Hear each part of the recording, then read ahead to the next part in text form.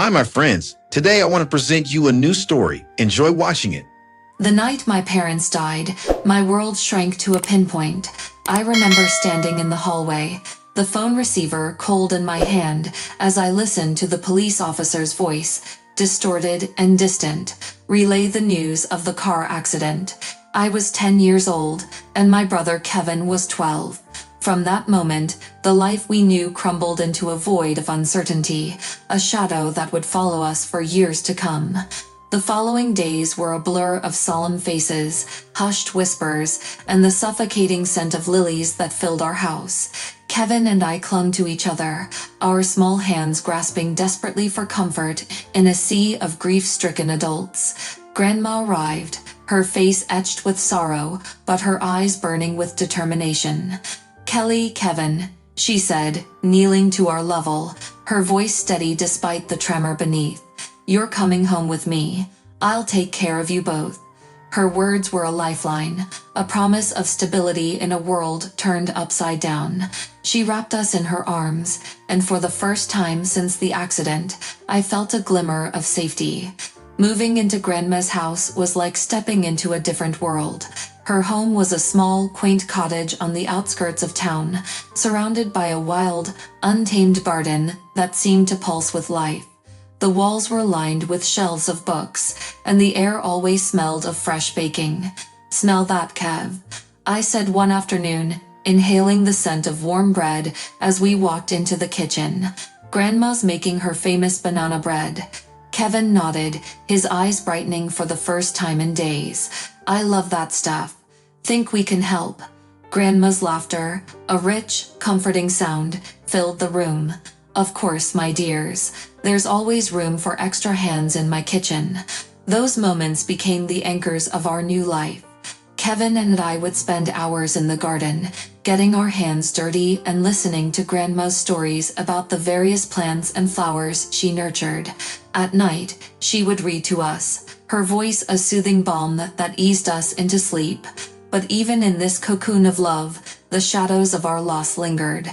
I would often find Kevin staring out the window, his brow furrowed in thought. "Hey, Kev," I said one evening as we sat on the porch, the sky painted with the hues of sunset. "What's on your mind?" He sighed, running a hand through his hair. "I miss them, Kelly. Mom and Dad. It just doesn't feel real." "I know," I replied, my voice barely above a whisper. "I miss them too." We fell into a silence, the weight of our shared grief heavy between us. It was in these quiet moments that our bond grew stronger, an unspoken promise to look out for each other no matter what. As the years passed, Kevin and I adjusted to our new normal. Grandma enrolled us in the local school, and we made friends, slowly finding our place in the world again. Kevin joined the soccer team, his natural athleticism earning him a spot as one of the star players. I immersed myself in books, escaping into fantastical worlds where loss was a distant concept. One rainy afternoon, I found Kevin in the attic, rummaging through old boxes. He pulled out a dusty photo album, flipping through the pages with a wistful smile. "Remember this?" he said, showing me a picture of us at the beach, our parents laughing in the background. I nodded, tears prickling at the corners of my eyes. "Yeah, that was the summer before the accident." We sat there for hours, reminiscing about the past, the memories a bittersweet reminder of what we had lost. But it was also a reminder of the love that still surrounded us, the bond that held us together through the darkest of times. One night, as Grandma tucked us into bed, I voiced a fear that had been gnawing at me for years. "Grandma, what if we forget them?" I asked, my voice trembling. She looked at me, her eyes soft with understanding. "You won't, sweetheart. Memories are like seeds. They grow and blossom in your heart, even if you can't see them all the time.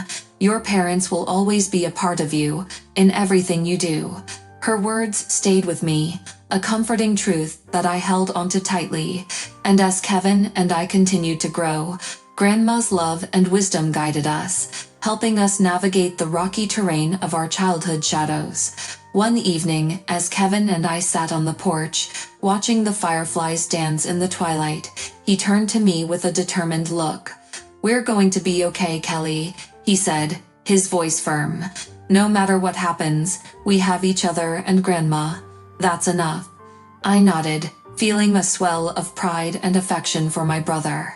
"Yeah, Kev, we're going to be just fine."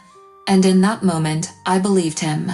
The shadows of our past would always be a part of us, but with Kevin and Grandma by my side, I knew we could face whatever the future held. The day I met Gauthier, the world felt fresh with possibilities. It was my final year of college, and I had just left the library, my head filled with thoughts of graduation and the uncertainty of the future. Rain fell in sheets, turning the campus into a blur of wet and gray. As I hurried across the quad, my umbrella turned inside out, and I found myself drenched, shivering from the cold. "Need some help?" A voice called out, warm and rich like a comforting melody. I turned to see a tall, dark-haired man standing under a large black umbrella. He had an easy smile and eyes that seemed to twinkle despite the downpour. "Looks like you could use a better umbrella," he said, offering his own. "Thank you," I replied, gratefully stepping under the shelter. "I'm Kelly." "Gauthier," he said, extending his hand. "Pleased to meet you, Kelly." We walked together to a nearby cafe, sharing the umbrella and laughing about the absurdity of the weather. Over hot coffee, we discovered a shared history of loss. His mother had died of cancer when he was 6, and his father had passed away from a heart attack a few years later. Raised by his aunt, Gauthier had learned early on the fragility of life and the importance of cherishing every moment. "Do you ever feel like there's a piece of you missing?" I asked, stirring my coffee absently. "Every day," he admitted, "but I try to fill that void with good memories and the people I care about. It's all we can do, really." His words resonated with me, and from that day forward, Gauthier became a constant presence in my life. We spent countless afternoons exploring the city, attending art galleries, and discovering hidden gems in small bookstores.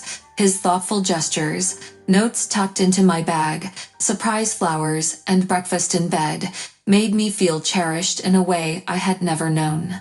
One sunny afternoon, we strolled through the park, hand in hand. The air was filled with the scent of blooming flowers and the sound of birds singing. "Kelly," Gauthier said, stopping to face me, "I have something for you."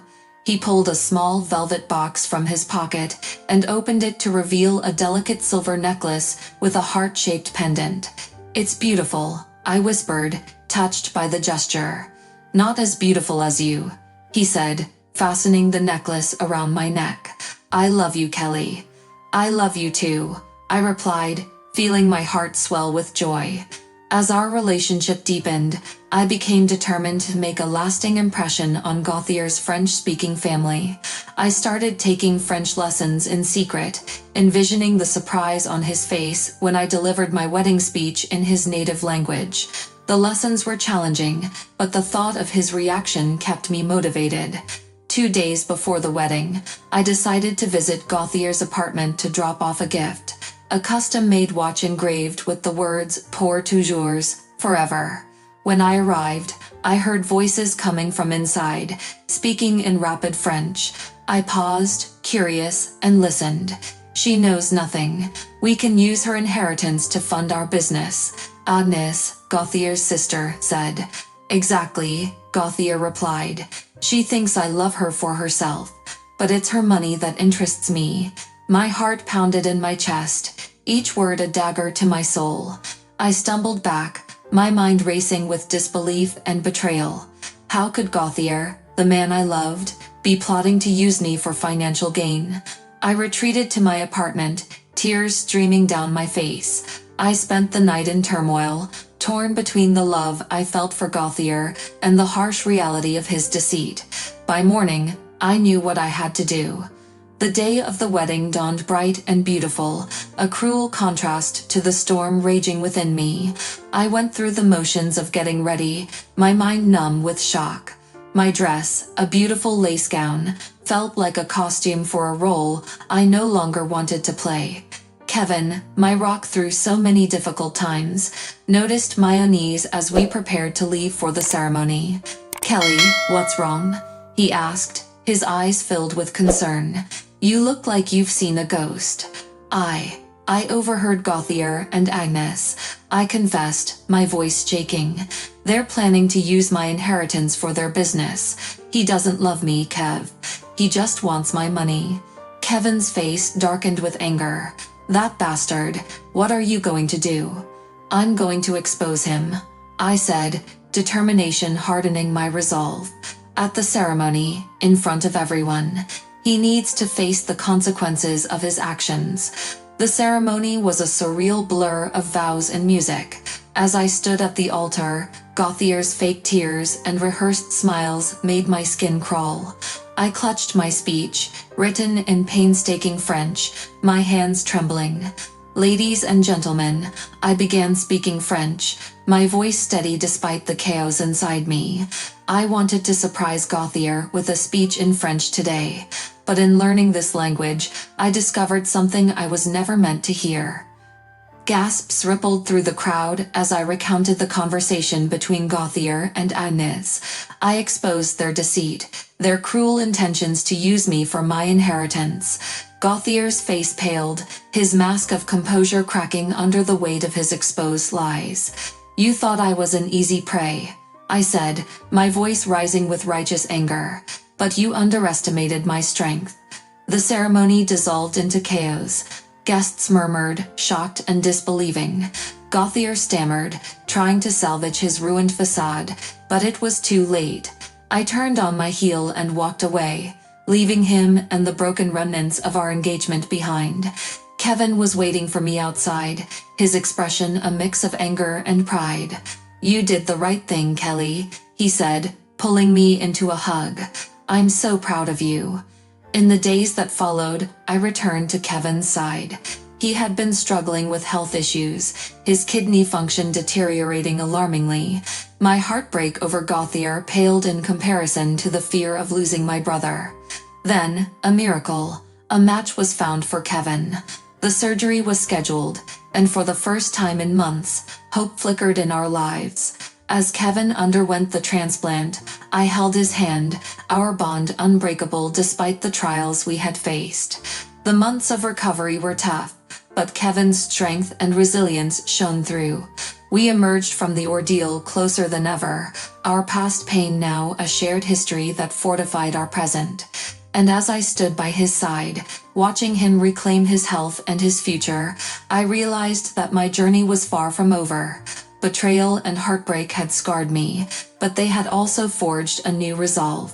I was not defined by my losses or my suffering.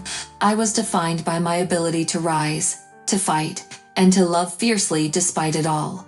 The months after the wedding debacle were a whirlwind of emotions and challenges.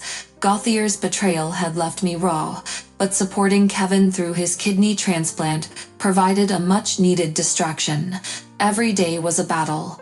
Yet with each passing week, Kevin grew stronger, and so did I. Life slowly returned to a semblance of normalcy, but I knew there was unfinished business that needed to be addressed. One crisp autumn morning, a letter arrived in the mail. It was from Gauthier. My hands trembled as I held the envelope, my mind racing with memories of his deceit and my public exposure of his plans. The letter was an invitation to a discussion at a neutral location, a small cafe we used to frequent. "Are you going to meet him?"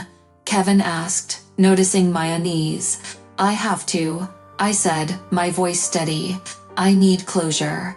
The cafe was quiet when I arrived, the scent of freshly brewed coffee mingling with the faint hum of conversation. Gauthier was already seated at a corner table, his face pale and drawn. He looked up as I approached, his eyes filled with a mix of regret and desperation. "Kelly," he began, rising awkwardly. "Thank you for coming." I sat down, maintaining a cold, composed demeanor. "What do you want, Gauthier?" I need to explain," he stammered. "I know I can't undo what I did, but you deserve to know the truth." He spoke of family pressures, financial ruin, and misguided decisions. He confessed that Agnes had manipulated him, playing on his fears and insecurities. He admitted his faults, his voice breaking with genuine remorse. "I was weak, Kelly. I let my fears control me, and I hurt you in the process. I'm so sorry." I listened, my heart softening just a fraction. Why now? Why reach out after all this time? Because I couldn't live with myself knowing I had caused you so much pain. I wanted to ask for your forgiveness, though I know I don't deserve it. I took a deep breath, feeling the weight of his words. "Gauthier, forgiveness is not something you can demand or expect. It's earned through change and sincere remorse. I don't know if I can ever forgive you fully, but I appreciate your honesty." As I left the cafe, a sense of closure washed over me. Gauthier's apology didn't erase the past, but it allowed me to let go of some of the lingering bitterness. I walked away feeling lighter, ready to embrace the future with renewed strength. Back home, life with Kevin was beginning to feel hopeful again. His health had improved significantly, and we celebrated each milestone with quiet joy. One evening, as we sat on the porch watching the sunset, Kevin turned to me with a thoughtful expression. "Kelly, have you ever thought about what comes next, beyond just surviving?" I smiled, the golden light casting a warm glow over us. "I've been so focused on getting through each day that I haven't had much time to think about the future. But yes, I have dreams, Kevin. I want to travel, maybe start my own business. I want to live fully." "Then do it," he said, his eyes shining with encouragement. "You've always been there for me. Now it's time to live for yourself." Inspired by Kevin's words, I began making plans. I took a leave of absence from work and booked a trip to Europe, a place I had always dreamed of visiting. The thought of exploring new cities, meeting new people, and immersing myself in different cultures filled me with excitement. My first stop was Paris, the city of love and light.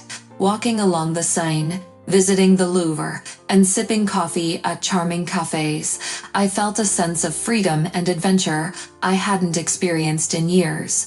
One evening, while attending a small art exhibit, I struck up a conversation with a fellow traveler, a woman named Sophie. "You have a beautiful energy about you," she said, smiling warmly. "What brings you to Paris?" "Just looking for a fresh start," I replied, returning her smile. "And maybe a bit of inspiration." Over the next few days, Sophie and I explored the city together, sharing stories and dreams. She introduced me to her friends, a diverse group of artists and writers, and I felt a sense of belonging among them. One afternoon, while wandering through the Marais district, we stumbled upon a small gallery. Inside, a collection of vibrant paintings caught my eye, each piece telling a story of resilience and hope. The gallery owner, an elderly man with a kind face, noticed my interest. "These are beautiful," I said, admiring a particularly striking piece. "Who is the artist?" "They were painted by a woman who came here to heal after a great loss," he explained. "She poured her pain and joy into her work, creating something truly remarkable." His words resonated with me deeply. I realized that my journey wasn't just about leaving the past behind. It was about embracing all of it, the pain and the joy, and using it to create something new. As my trip drew to a close, I felt a renewed sense of purpose. I returned home, ready to take the next step in my life. With Kevin's encouragement, I decided to open my own boutique, combining my love for design and my newfound passion for art. The boutique quickly became a community hub, a place where people could find unique pieces and share their stories. One evening, as I was closing up, a familiar face walked through the door. It was Gauthier, looking healthier and happier than I had ever seen him. "Kelly," he said, a genuine smile on his face. "I heard about your boutique and had to see it for myself. It's amazing." "Thank you," I replied, surprised but pleased. What brings you back here? I've been doing some soul searching, he admitted, and a lot of therapy. I'm trying to make amends and build a better life. I wanted to thank you for pushing me to face my demons. We talked for a while, catching up on our lives and reflecting on the past. As he left, I felt a sense of peace. Our paths had diverged, but there was no longer any animosity or regret. We had both found our way forward. In the months that followed, my boutique flourished, and I felt more fulfilled than ever. Kevin's health continued to improve, and he met someone special, bringing even more joy into our lives. One sunny afternoon, as we celebrated Kevin's birthday surrounded by friends and family, I looked around at the people I loved and felt a deep sense of gratitude. Life had thrown many challenges my way, but it had also given me the strength to overcome them and the courage to embrace the future. To new beginnings, Kevin toasted, raising his glass, and to living life to the fullest. To new beginnings, I echoed, feeling the warmth of their love and support. As the sun set on that perfect day, I realized that the shadows of the past had finally given way to a bright, hopeful future.